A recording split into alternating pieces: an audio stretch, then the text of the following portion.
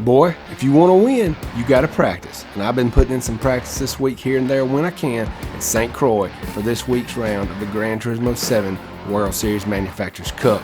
I've been driving that Ford GT 2018 race car, and that's what I'm rolling with unless you guys steer me in a different direction. Been putting in a 328.8, that's my best lap, consistently in the 329s now, getting better and better, but I know I'm missing some time out there. I see those other times, and I really feel like I need to get in the 326s. If I can get in the 26s, I feel like I can get a win in that Ford GT race car. So let's get started, and you guys help me out this week. Here we go.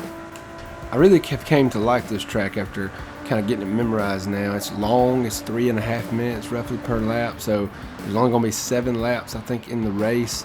Going to have to use mediums and hard tires, but we're going to be qualified on the soft tires. Could even involve soft tires in a strategy.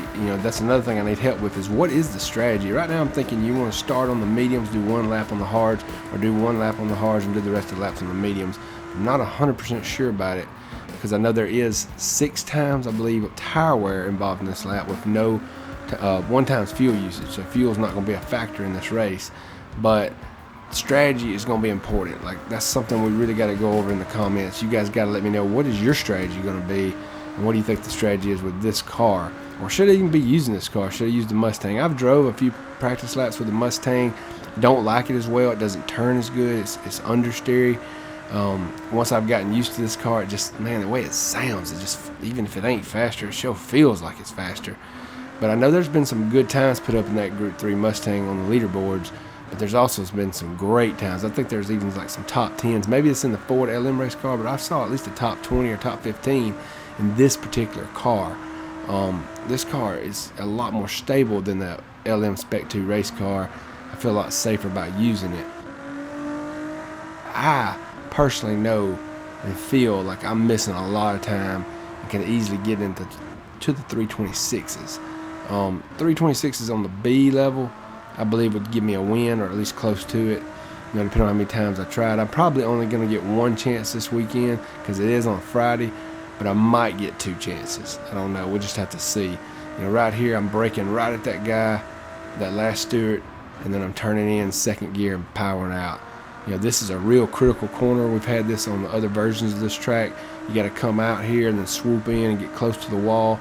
And right when I see that orange barrier right there, that's when I start powering out. Maybe I know this is the most critical turn right there, because you got this straight is so long. You get up to almost top speed, which is 172 miles per hour for this car on this straightaway following that. So the faster you can get to that 170 mark, 172, and you can see it from the cockpit view how fast you're moving. And just a really cool look at it right there, and a really cool look at the interior of this car. And then you got this turn down here at the end, but that turn back there, if maybe if I get on the throttle a little quicker, I can get up top speed quicker and gain a few tenths or maybe even half a second on that one straight.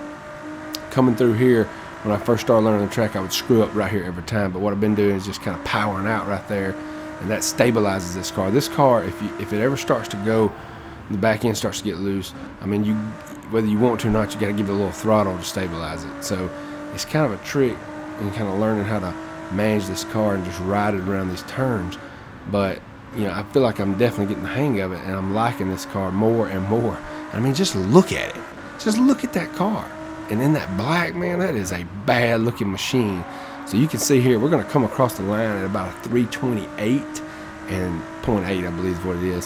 So 326 would be a little better. And yeah, there's a good look at the car there. Man, that is a bad looking machine. Got the little Martin Sim Racing logo on there with a number 11, a little Fanatec on the windshield, and that's about all we need on this car. We don't need to dirty it up with too many logos and such. But just, I mean, if the winner was based on looks, I think this car is going to win. It's just a simple livery, but it looks really good. But let me know in the comments, what do you think about my strategy? Where am I missing the most time? I need your help. I really want to go for a win. Top 3 would be great, but I want to get a win, keep moving that DR up. I know it's a slow progress for us here because we're only doing 1 race a week on this account, the account that I'm trying to get to A+. But, we're going to get there. And we're just going to keep winning, finishing in the top 5, and we're just going to steadily make it. We're getting better and better and faster and faster. You guys have a good rest of your week. Let me know what you think. Talk to you later. If you hadn't subscribed, hit the subscribe button so you don't miss out on any more content coming from Martin Sim Racing here. Talk to you later. Have a good week. See you later.